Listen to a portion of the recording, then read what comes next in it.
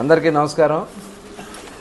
మరి ఈరోజు శాసన మండలి ఎన్నిక రేపు 27వ తారీఖు జరగబోతోంది. ఈ ఎన్నికలో ఉమ్మడి గుంటూరు కృష్ణా జిల్లాల కూటమి అభ్యర్థిగా అన్ని పక్షాలు కూడా సపోర్ట్ చేసి ఈరోజు ఆలపాటి రాజేంద్ర ప్రసాద్ గారిని మరి క్యాండిడేట్గా నిర్ణయించడం, దాని మీద మొత్తం ఉభయ గుంటూరు కృష్ణా జిల్లాలో కూడా ప్రచారం చాలా ముమ్మరంగా సాగుతుంది. స్వచ్ఛందంగా వాళ్ళందరూ కూడా ముందుకొచ్చి అన్ని అసోసియేషన్ కూడా సపోర్ట్ చేస్తున్నారు. అటు ఉద్యోగ సంఘాలు, ఉపాధ్యాయ సంఘాలు, అనేక మంది మేధావి సంఘాలు కూడా వచ్చి సపోర్ట్ చేస్తూ ఉన్నారు. మరి అందుకనే నాయకత్వం కూడా అందరినీ తీసుకొచ్చి పోల్ చేయించడానికి పనిచేస్తూ ఉన్నాం. మరి ఆలపాటి రాజేంద్ర ప్రసాద్ గారు ఒక మంచి అభ్యర్థి. గతంలో చూసాం, చట్టసభల్లో ఎలాంటి వ్యక్తులు ఉన్నారో మనం చూసాం. చట్టసభల్ని అపహాస్యం చేసినటువంటి పరిస్థితులు చూసాం. ఇవాళ ప్రజలకి ఉపయోగపడే చర్చలు జరగాలంటే సరైనటువంటి వ్యక్తులు, మేధావులు ఉండాల్సినటువంటి అవసరం ఉంది. మరి రాజేంద్ర ప్రసాద్ గారి గెలుపు ఖచ్చితంగా ఈ రాష్ట్ర భవిష్యత్తుకు ఉపయోగపడుతుందని చెప్పి తెలియజేస్తూ, మరి ఇవాళ చూస్తూ ఉన్నాం, కృష్ణా జిల్లా అంటే చాలా ప్రతిష్ట కలిగినటువంటి జిల్లా, రాజకీయ చైతన్యం ఉన్నటువంటి జిల్లా. గత ప్రభుత్వంలో 5 సంవత్సరాలు జిల్లాలో ఉన్నటువంటి నాయకులు ఏ రకంగా మన ప్రతిష్టను దిగజార్చారో చూసాం.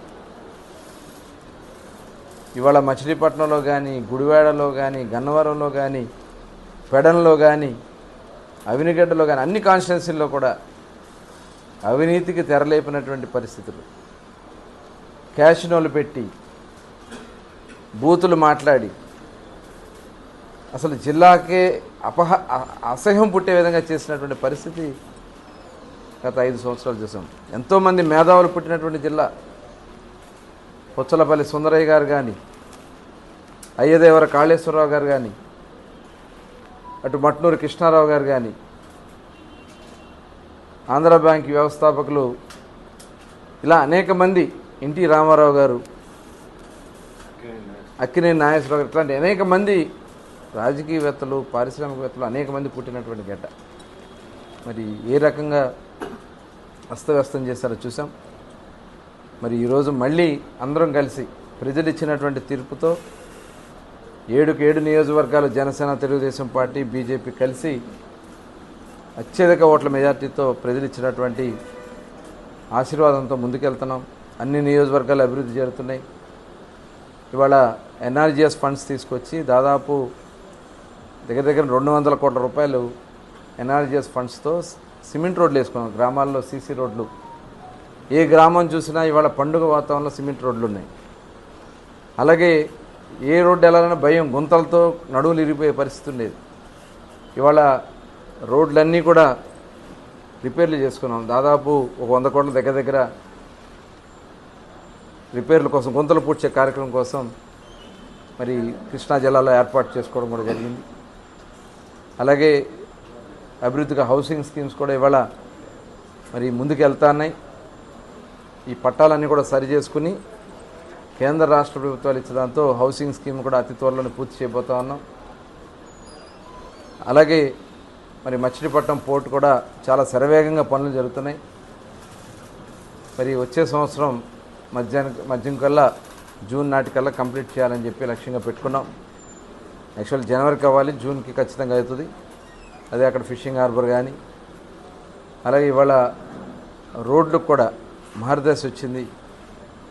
ఇవాళ గుడివాడ, ఏదైతే మచిలీపట్నం నుంచి గుడివాడ, ఏలూరు వరకు, ఏలూరు మీదకి వెళ్ళే రోడ్డు కూడా ఇవాళ డబ్లింగ్ చేయడానికి దానికి ఫండ్స్ రావడం. ఏదైతే 216 రోడ్డు ఉందో 216 పెట్టారు, బెదిరిస్తూ ఉన్నాడు ఉద్యోగస్తుల్ని, పోలీసుని.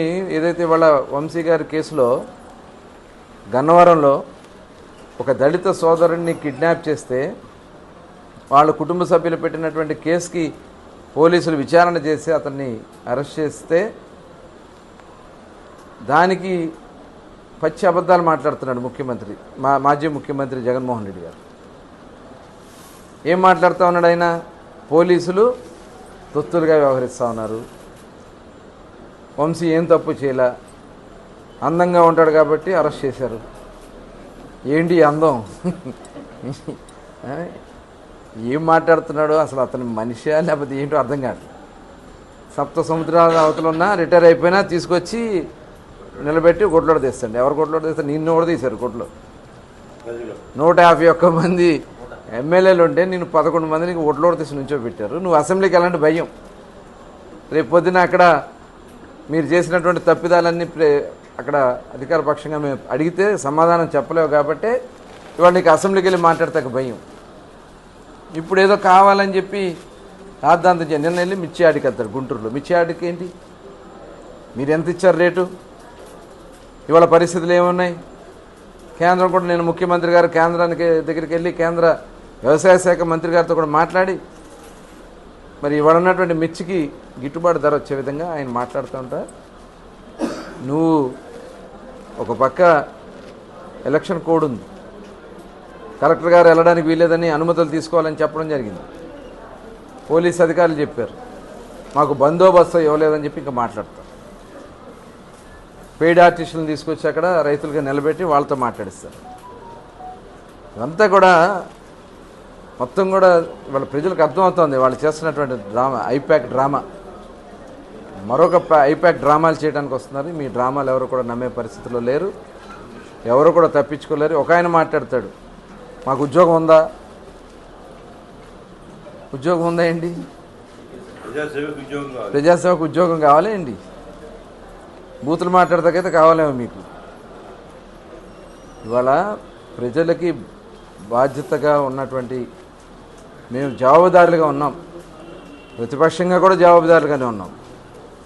ఇవాళ అధికారంలో ఉన్నా కూడా మేము జవాబుదారులుగానే ఉంటాం.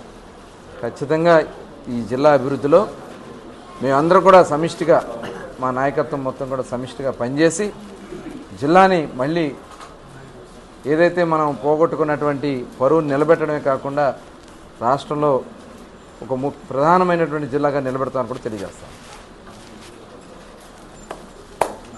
Thank you.